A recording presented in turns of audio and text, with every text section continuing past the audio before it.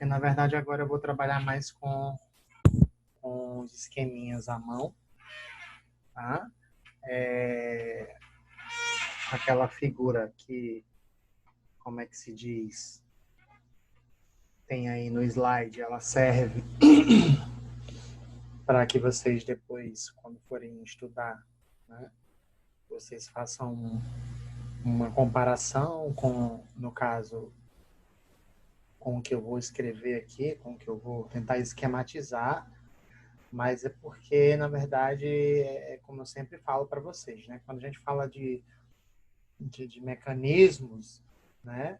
É muito importante que a gente explique o passo a passo.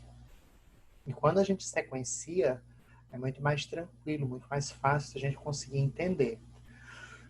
Então, eu queria que a gente lembrasse agora, que a gente entendesse que tudo que a gente vai falar, a gente deve considerar que agora tudo está acontecendo aonde? No corno dorsal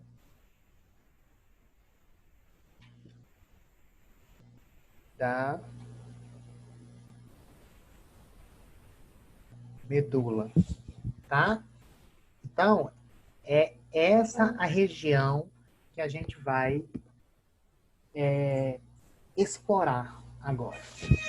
E aí, se vocês lembrarem, né, nós temos no corno dorsal da medula o nociceptor de primeira ordem, chegando lá da periferia, não é isso? E aí eu vou tentar desenhar um aqui.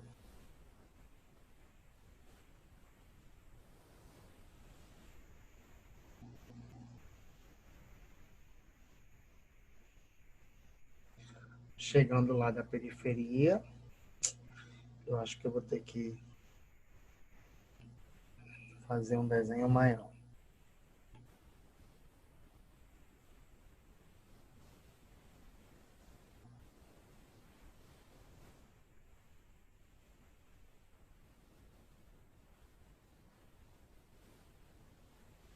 Nociceptor de primeira ordem chegando da periferia, fazendo sinapse com o nociceptor de segunda ordem.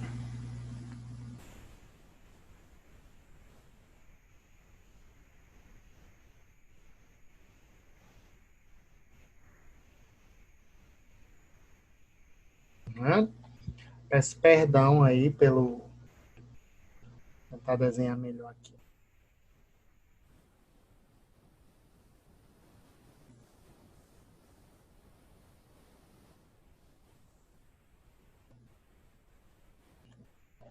Então vamos lá. Aqui. Nociceptor de primeira ordem, tá? E aqui eu vou deixar colocar esse nome aqui. Sim, não. O nociceptor de segunda ordem, tá, gente? E aí, uma coisa que eu queria que vocês lembrassem que eu falei é que os neurônios, eles têm, lógico, como principal função em repouso, né, a produção de neurotransmissores e, quando estão em repouso, o armazenamento desses neurotransmissores em vesículas.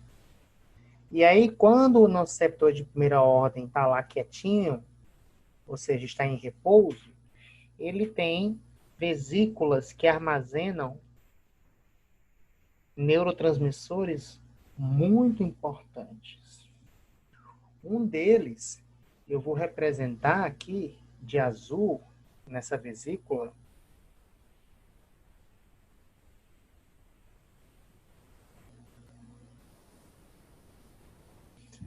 é o glutamato. mato, tá? E no mesmo nosso setor de primeira ordem, existe também existem vesículas que armazenam outro neurotransmissor, que eu vou desenhar com uma bolinha verde para diferenciar, que a gente chama de substância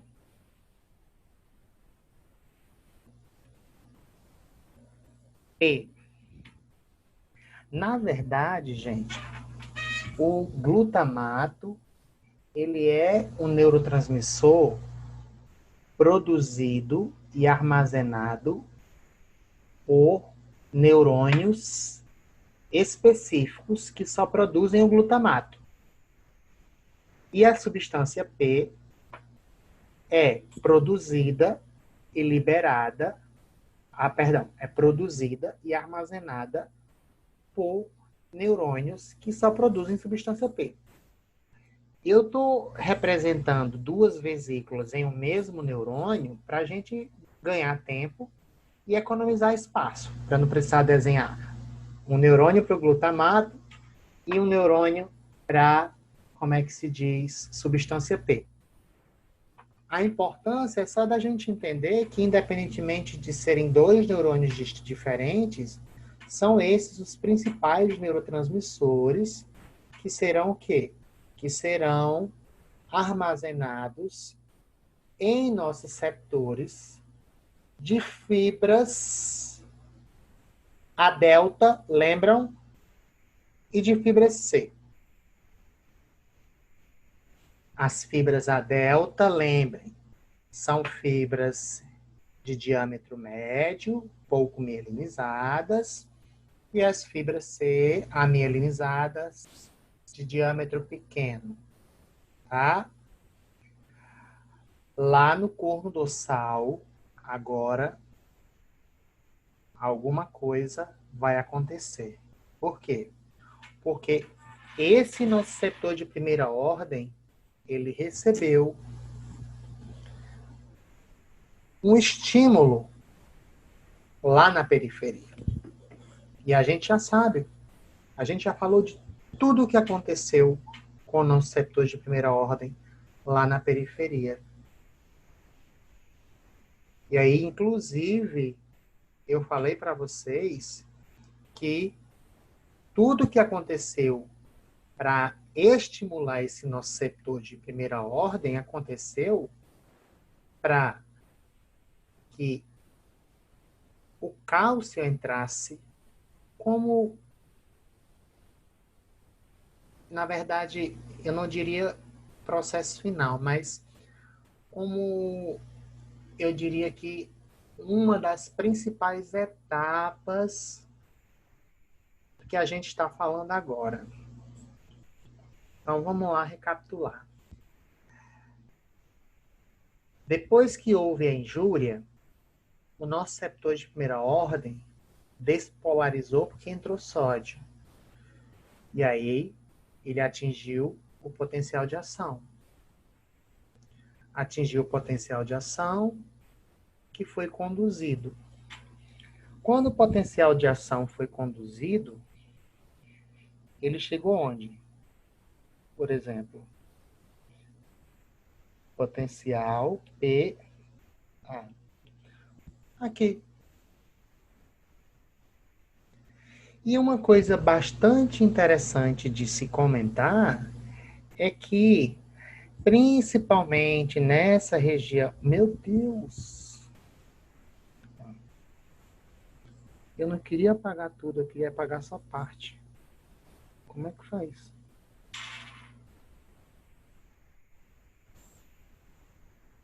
Não, não tem como apagar essa parte. Não. Enfim. Vamos lá. O que eu queria que vocês entendessem é que Quando esse potencial de ação é gerado e ele é conduzido, né, e vocês lembram que ele é conduzido quanto mais mielinizada, mais rapidamente, quanto mais mielinizada a fibra for, né, vai chegar um momento em que esse potencial de ação ele vai chegar aqui, onde? No corno dorsal da medula, que eu já falei que é o principal local de processamento da dor. E aí, nesse local, gente, existem canais que são expressos, canais iônicos que são expressos, que são canais que também são dependentes de voltagem. E aí eu vou desenhar esses canais. Peço perdão por estar essa parte vermelha aqui, entre uma parte e outra do canal, mas não tem como apagar, né? Mas isso aqui, suponhamos que seja canal de cálcio. Gente, a geração do potencial de ação no neurônio, ela tem como a principal função a ativação desse tipo de canal de cálcio. E esse canal de cálcio, que é ativado por voltagem, porque o potencial de ação é um potencial que é gerado devido a uma mudança na voltagem da membrana. Então, quando ele chega nessa região aqui, esse canal de cálcio ele vai ser ativado. Na verdade, não é um só canal, são milhares de canais de cálcio nessa região. E aí o cálcio ele vai entrar nesse neurônio. Então, o que vai acontecer é que as concentrações intracelulares, principalmente citosólicas ou citoplasmáticas de cálcio, elas vão aumentar subitamente, muito rápido, quando o potencial de ação chega aqui, no corno dorsal, ativando esses canais de cálcio. E o cálcio, ele é um íon que ele facilita o processo de quê? De transporte dessas vesículas, que eu até já falei na aula passada, para próximo da membrana plasmática. Então, quando o cálcio citosólico aumenta dentro de um neurônio, próximo a essas vesículas que armazenam os neurotransmissores, pode ter certeza, esse cálcio ele vai participar do processo de transporte dessas vesículas para regiões próximas à membrana do neurônio, a membrana plasmática dessa célula, desse neurônio. E aí, quando essas vesículas chegam aqui, o que acontece? Essa primeira aqui, que eu desenhei para vocês, é uma vesícula que armazena o glutamato. Ela está armazenando o glutamato, só que quando ela chega aqui, por conta do cálcio, né, que facilitou a chegada dela, o transporte dela para próximo da membrana, o glutamato vai ser liberado desse neurônio nociceptor de primeira ordem. Então, vai haver exocitose do glutamato, né? Também exocitose de substância P. Tá? E aí a substância P e o glutamato, que no corno dorsal da medula são os principais neurotransmissores responsáveis pela ativação do nosso receptor de segunda ordem, que eu estou sublinhando do lado superior direito de verde, nessa sinapse lá do corno dorsal, eles precisam ser liberados. Então, são liberados devido à chegada do potencial de ação aqui, entrada de cálcio, transporte da vesícula, fusão da vesícula com a membrana e liberação do neurotransmissor. Só que, para que o glutamato ele promova suas ações sobre o nosso setor de segunda ordem, ele tem que ter algum receptor. E ele tem receptores no nosso setor de segunda ordem. Mas eu vou falar primeiro de como que a substância P ela ativa o nosso setor de segunda ordem para a mensagem dolorosa chegar, ou pelo menos o início dessa comunicação entre esses neurônios do trato espinotalâmico contralateral começar a ser processado para chegar lá no córtex. Por que eu vou falar primeiro da substância P? Porque, particularmente, eu acho que o mecanismo pelo qual, e agora a gente já está falando de farmacologia, né? O mecanismo pelo qual a substância P estimula o neurônio nociceptor de segunda ordem no corno dorsal é um tanto quanto menos complexo do que o mecanismo desencadeado pelo glutamato. Mas, gente, essas etapas que eu vou explicar agora são cruciais para que vocês entendam tudo o que a gente vai precisar entender quando a gente for falar de analgésicos, de ação central, de pirona, de paracetamol, de opioides, como tramal, como a fentanila, que vocês inclusive vão utilizar em alguns procedimentos odontológicos. Vocês têm que saber como esses fármacos eles agem. Então, por isso, por favor, quem não entender, peça para eu repetir, que eu repito com todo prazer. Tá? Então, vamos lá. Vamos começar com a substância P. Vocês devem imaginar que o fato da gente estar falando aqui que o neurônio, o nosso receptor de primeira ordem, no corno dorsal da medula, se comunica com o nosso receptor de segunda ordem através de neurotransmissores que são substâncias químicas, né, faz com que a gente classifique essa sinapse que eu acabei de desenhar aqui como uma sinapse química, né? Então,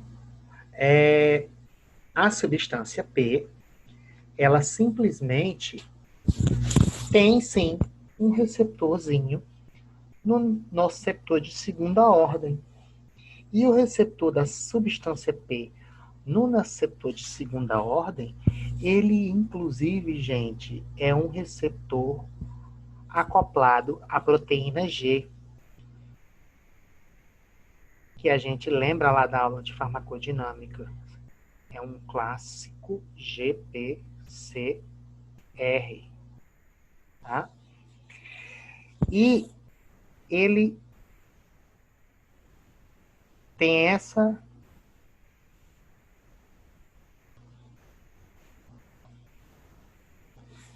estruturazinha aqui, né?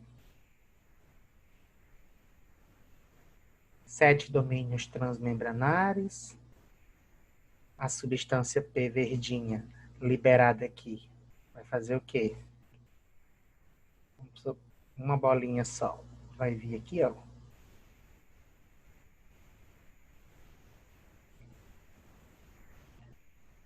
E aí essa substância P vai se ligar no receptor, que é expresso para ela no nosso receptor de segunda ordem. O receptor da substância P tem nome. E o nome do receptor da substância P é receptor NK1, tá, gente? Então, o receptor expresso no nosso receptor de segunda ordem para a substância P, primeiro, é chamado de receptor NK1, e segundo, dentro da classe de receptores que a gente estudou na farmacologia básica lá, né, antes da P1, ele é um GPCR, ele é acoplado à proteína G. Mas a gente lembra que a gente estudou vários tipos de proteínas G. E o receptor da substância P, ele se acopla à proteína G estimulatória, ou seja, GS.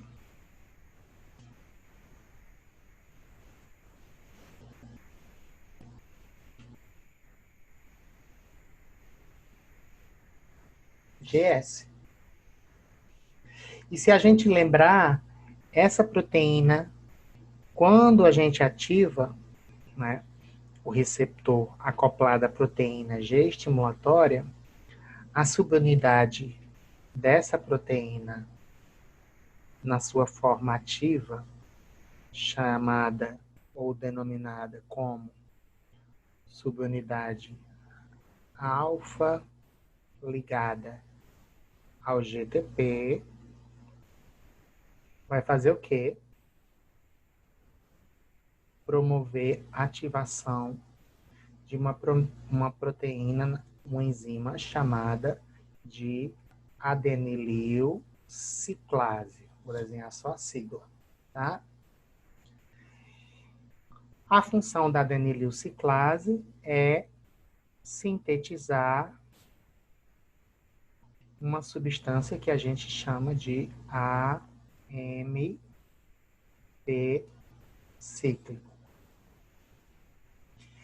E o AMP cíclico faz o quê? O AMP cíclico, com um sinalzinho de mais, ativa uma proteína chamada de proteína sinase A. A pKa, dependendo da célula, vai fazer coisas distintas. Em neurônios, a pKa, ela ativa canais de sódio. E aí o que acontece? Quando a substância P ativou o receptor dela aqui, NK1, que é acoplado a GS, a ativação da adenililciclase e o aumento do AMP cíclico fizeram o quê? Ativaram a pKa. pKa ativa em neurônio, faz o quê? A gente aqui tem canal de sódio. pKa simplesmente vem aqui, ó, promove a ativação desses canais. E o sódio, que é mais concentrado do lado de fora da célula do que dentro, quando você ativa esses canais, simplesmente ele vai entrar na célula. Então, a gente já logo imagina que a substância P, ela vai facilitar a entrada de sódio. Mais uma vez aqui, ó, setinha. no nociceptor de segunda ordem. E aí, isso vai fazer com que antes esse nociceptor de segunda ordem que estava em repouso, agora comece a ser excitado também, a despolarizar, porque está entrando carga positiva. Tudo começa a acontecer novamente, só que agora não mais no nociceptor de primeira, e sim no de segunda ordem, e não mais na periferia, e sim onde? No corno dorsal da medula. E não mais por ativação através de estímulo térmico, mecânico ou químico, e sim por neurotransmissores. O primeiro deles, substância P, que ativou seu receptor NK1, que é um GPCR, acoplado a GS, aumentou a AMP cíclico, que ativou a PKA, que fosforilou canais de sódio, aumento do sódio vai acontecer dentro da célula, do neurônio, o nosso receptor de segunda ordem. A gente vai ter um início do processo de despolarização. Então, a gente pode dizer que a substância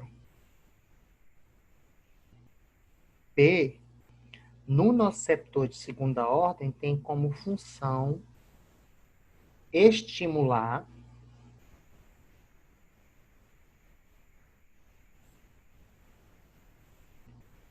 o nociceptor de segunda ordem através de quê? Causando despolarização desse nociceptor. Tá, gente? Tá todo mundo entendendo? Alguma pergunta?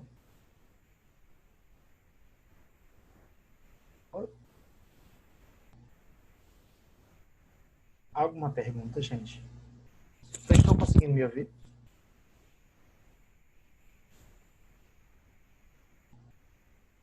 Conseguem me ouvir, gente?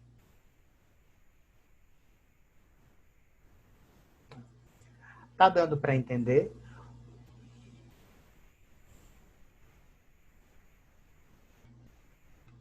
Beleza. Alguma pergunta?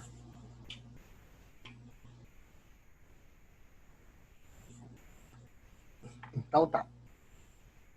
Esse processo.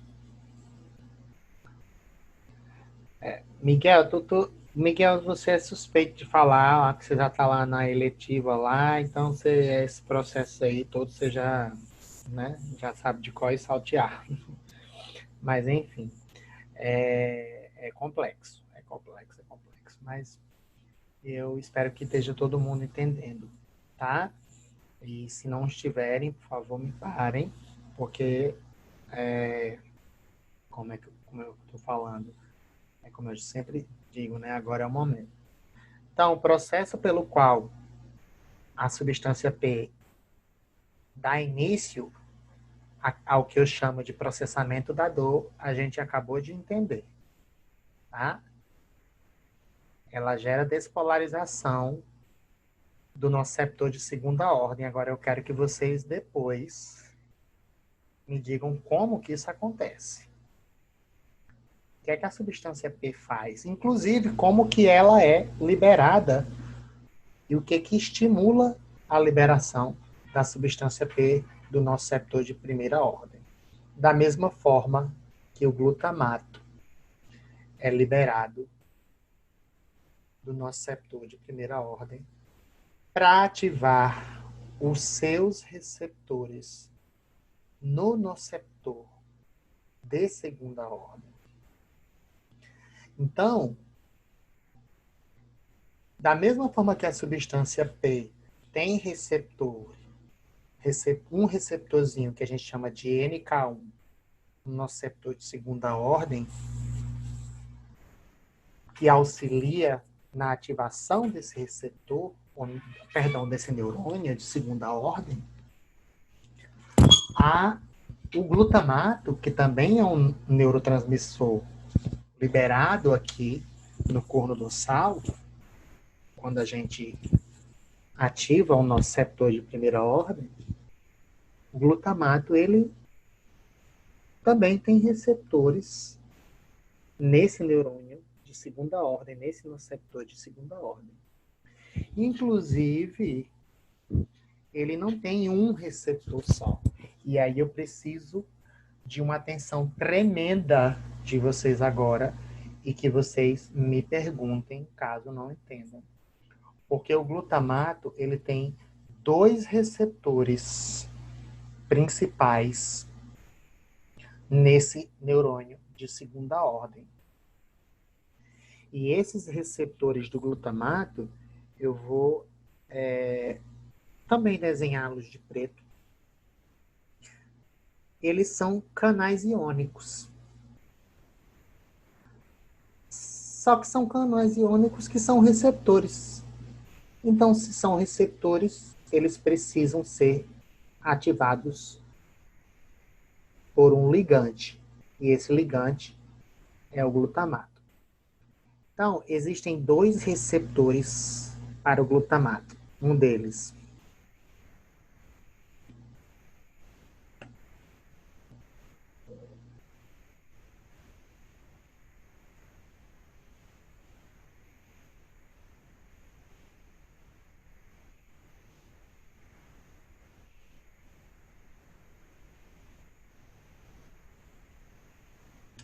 meu Deus.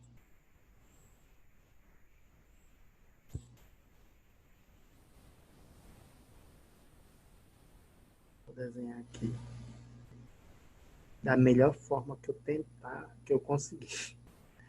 O primeiro receptorzinho que eu vou desenhando do glutamato no neurônio de segunda ordem é o receptor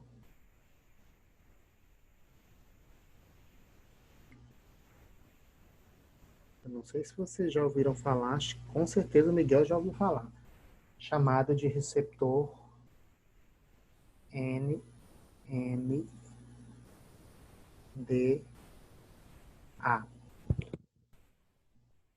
Tá? O glutamato tem um segundo receptor que também é expresso na membrana do nosso receptor de segunda ordem, que é chamado de receptor AMPA. Mas antes de vocês ficarem malucos, eu vou desenhar o receptor para vocês aqui. Eu vou desenhar ele de vermelhinho aqui para não confundir com o receptor NMDA.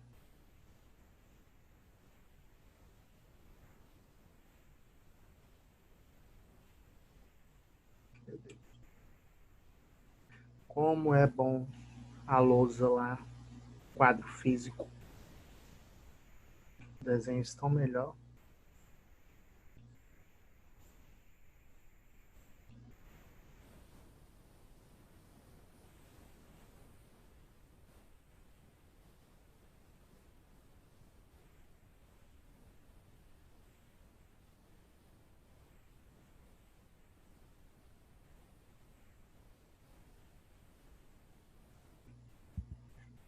Esse receptor aqui, que também é o receptor do glutamato, é chamado de receptor AMPA,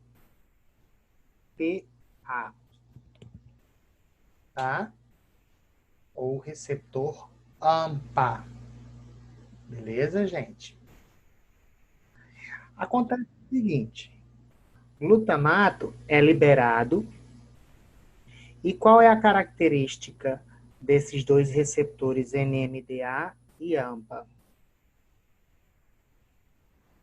Todos os dois receptores são aqueles receptores que a gente estudou na farmacodinâmica, diferente dos GPCR, que são acoplados à proteína G, o NMDA e o AMPA,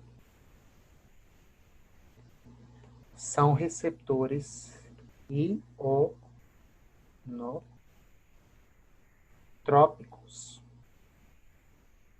E se vocês lembrarem, gente, os receptores ionotrópicos, eles são canais iônicos ativados por ligantes.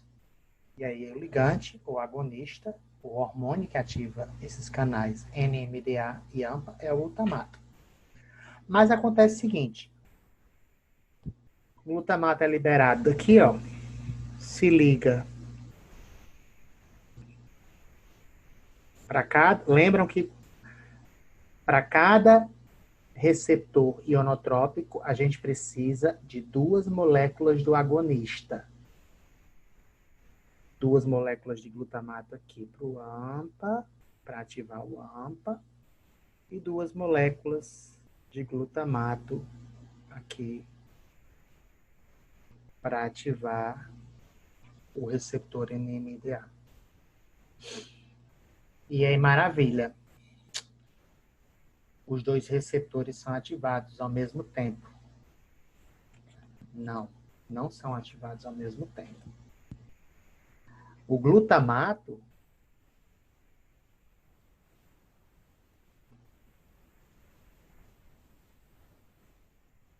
ele se liga em ambos os receptores ao mesmo tempo.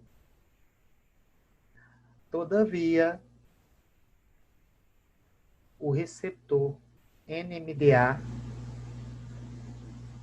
ele é mais exigente do que o receptor AMPA para ser ativado. E isso acontece, sabe por quê? Porque, como eu já devo ter falado em algumas ocasiões, toda regra tem exceção. E a gente nunca deve dizer nunca, principalmente na farmacologia. O receptor NMDA, ele não depende somente do glutamato se ligar aqui nele para ele ser ativado, não. Ele precisa de algumas coisas acontecerem antes disso. Miguel, eu sei que você já sabe esse mecanismo, porque a gente já falou sobre isso na eletiva, mas eu vou falar de uma maneira menos complexa, porque o mecanismo de ativação desses 2 receptores é bem mais complexo do que o que eu vou mostrar aqui. Só que, para o que a gente precisa, aquela complexidade toda lá da eletiva, amigão, eu não vou entrar naqueles detalhes, tá? Eu vou falar o que é necessário, o que é importante da gente saber para a ativação desses 2 receptores aqui. Beleza? Então, gente, o que acontece? Quando o glutamato ele é liberado, por que o NMDA não é ativado, mas o AMPA é? Porque dentro aqui desse canal existe uma espécie de eu poderia dizer que é um fator que impede que o receptor seja ativado, mesmo que o glutamato se ligue no receptor, que é um magnésio. O magnésio está ligado aqui ao receptor NMDA. Ou seja, nessa região aqui de dentro do canal tem um íon Mg2+.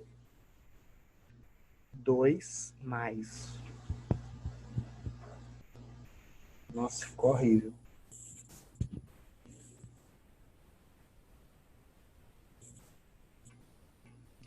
Nessa região aqui, gente,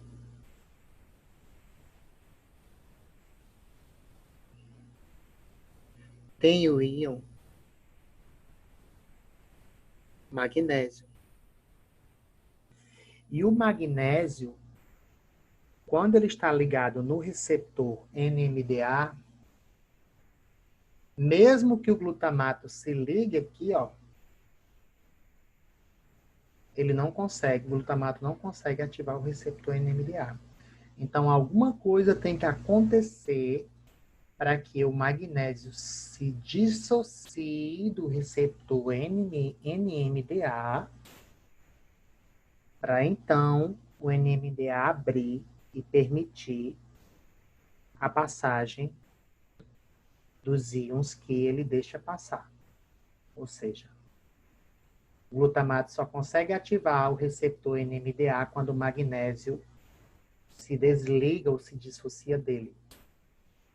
Então, por isso que a gente diz que o glutamato, nesse nosso receptor de segunda ordem, ele tem dois receptores, que são o NMDA e o AMPA, e a gente denomina como dois irmãozinhos ou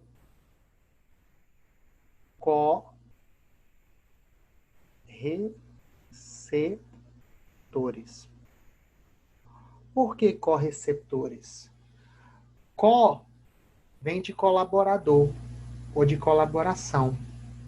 O NMDA só é ativado depois que o AMPA é ativado.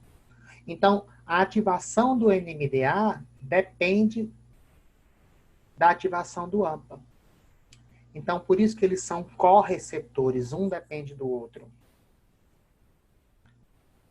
Então, sem o AMPA, o NMDA não faz nada. E, por incrível que pareça, sem o NMDA, o AMPA também não faz porcaria nenhuma. Por quê? Se a gente for lembrar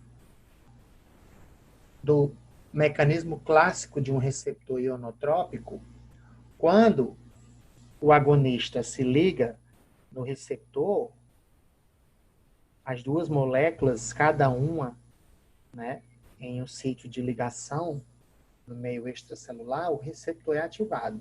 Um exemplo clássico disso é aquele receptor lá da acetilcolina, na placa motora que eu falei para vocês, a contração muscular, aquilo tudo. Esse receptor AMPA é um irmão do receptor da acetilcolina lá do músculo esquelético. Faz a mesma coisa, só que está localizado em célula diferente e é ativado por uma substância diferente. Mas o processo de ativação é o mesmo. O glutamato vem, se liga, o AMPA é ativado. Se ele é ativado, ele vai abrir o seu poro, o seu canal, e o AMPA, gente, ele é permeável a íons sódio. Tudo que a gente precisa para estimular o neurônio, já falei para vocês. Inicialmente é a entrada de sódio.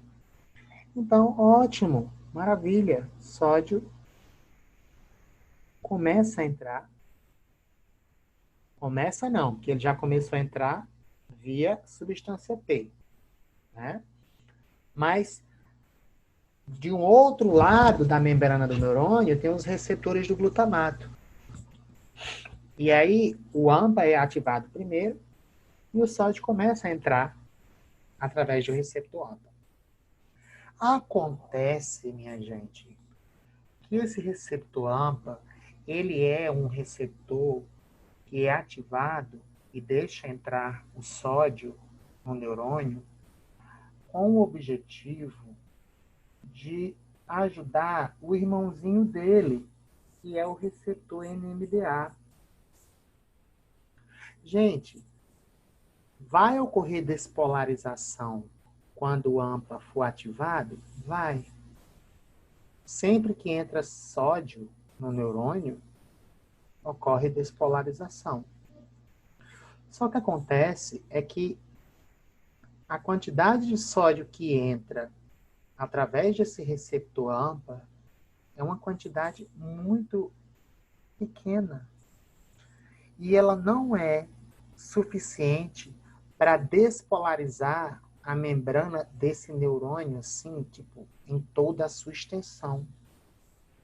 Então, eu poderia dizer o seguinte, que a ativação desse receptor AMPA não é uma ativação expressiva ou importante para excitar o neurônio sozinho. O AMPA sozinho não consegue excitar o neurônio. Por quê? Porque o glutamato ativa o AMPA para quê? Para entrar sódio. E por que que isso acontece? Acontece porque essa entrada de sódio pelo AMPA é tão pequenininha a quantidade que entra que a despolarização que vai acontecer é uma despolarização local. Local onde? Só nessa região aqui, próxima aos receptores do glutamato. O sódio que entra pelo AMPA gera uma despolarização local. Então, eu vou até colocar aqui. AMPA ativado gera despolarização local pela entrada de sódio. Qual é a diferença de uma despolarização local para uma despolarização disseminada, ou seja, uma despolarização espalhada ou em diversos canais, ou uma grande despolarização? Gente, eu não preciso dizer, né? Se você deixar entrar muito sódio na célula, ele vai atingir o potencial de ação. O AMPA não consegue fazer isso. Então, essa despolarização local que acontece pelo AMPA acontece somente para auxiliar o receptor NMDA, porque ele está precisando de ajuda, ele não consegue ser ativado, porque tem o magnésio ligado nele. Professor, e aí? O que é que uma coisa tem a ver com a outra? Gente, magnésio ligado no receptor NMDA só fica ligado quando o neurônio está em repouso. Uma coisa que vocês não vão ver em livro nenhum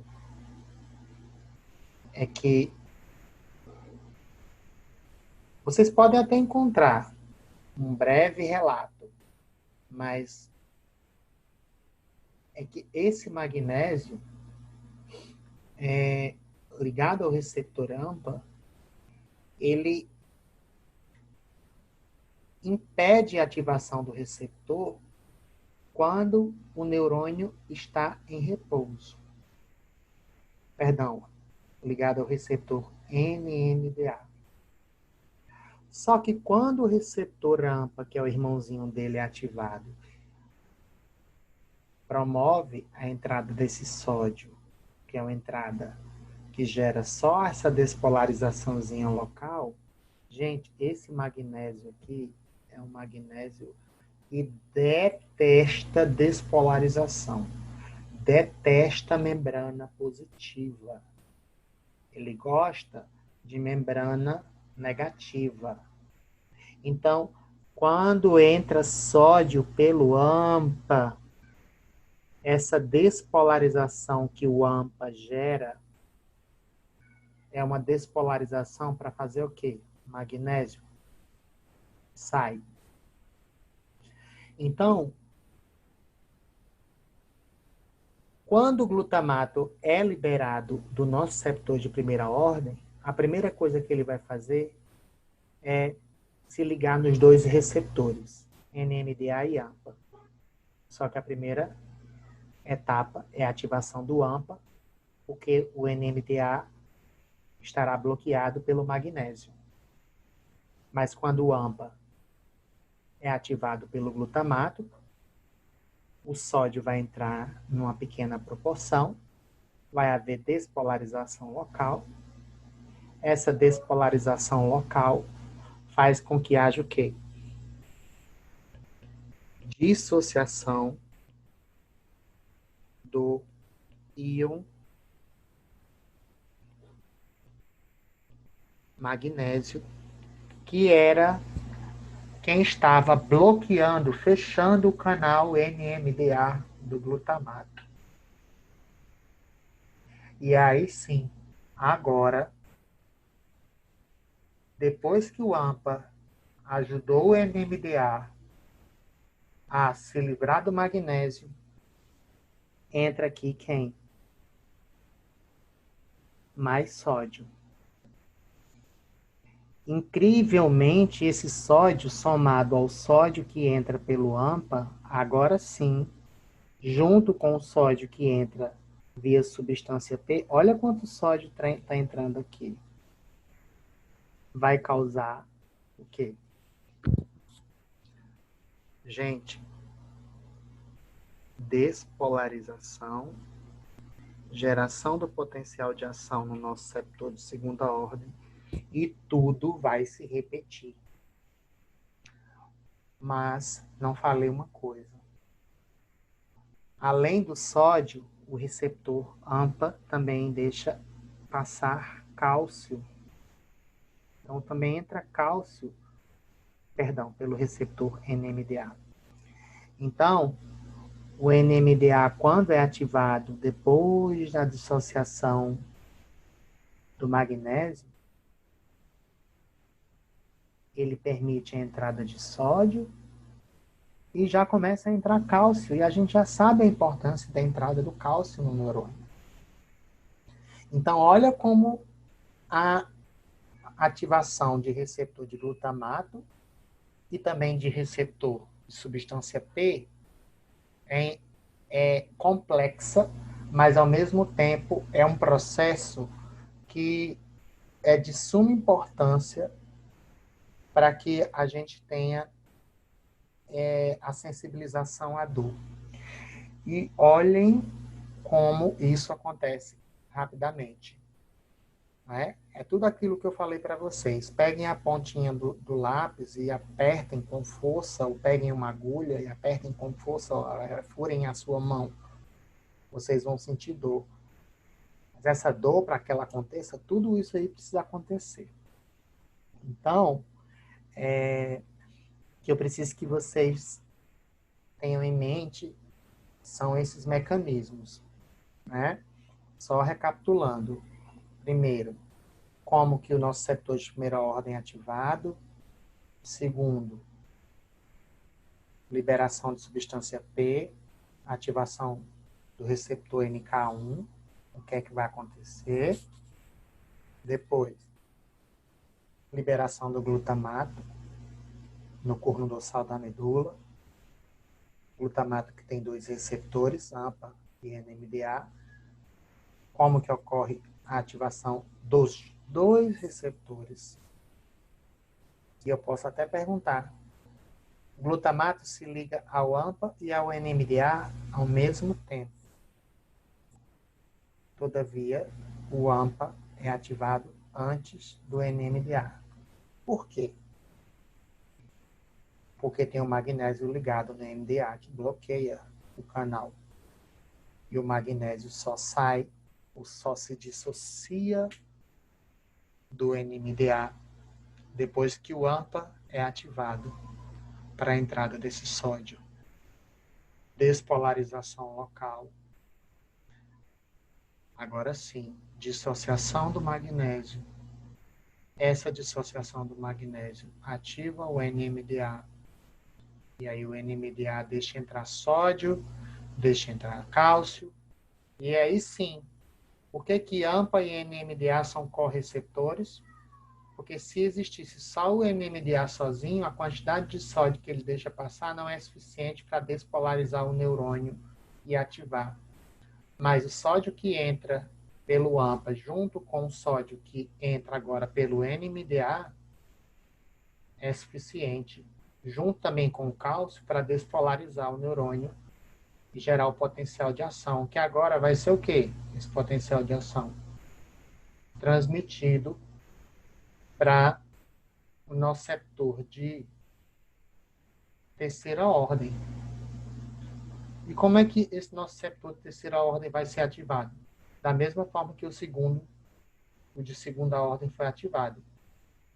Havia aquele trato espino, esse trato espinotalâmico contralateral, todo ele é ativado por glutamato e substância P, mas principalmente mais por glutamato, através desses mecanismos. Aquela via que sobe até o cérebro vai ativando os neurônios subsequentemente de segunda ordem, de terceira ordem, de quarta, até chegar no córtex através desses mecanismos. Tá? Então, era essa a parte que eu queria chegar hoje. E semana que vem a gente vai entender como que nessa região aqui acontece. Porque a gente estudou aqui esses mecanismos que fazem com que a gente sinta o quê? Dor. Só que é nessa mesma região que são liberadas substâncias, que a gente vai começar a estudar semana que vem, que causam inibição da dor. Então, a partir da semana que vem, a gente vai começar a estudar essas substâncias também e, quem sabe, a gente já dá entrada nos mecanismos e também fala da dipirona e do paracetamol, para depois, daqui a 15 dias, falar sobre anti-inflamatórios e finalizar em antibióticos para dar fim ao nosso assunto de P2, tá, gente? Eu vou finalizar a aula por aqui.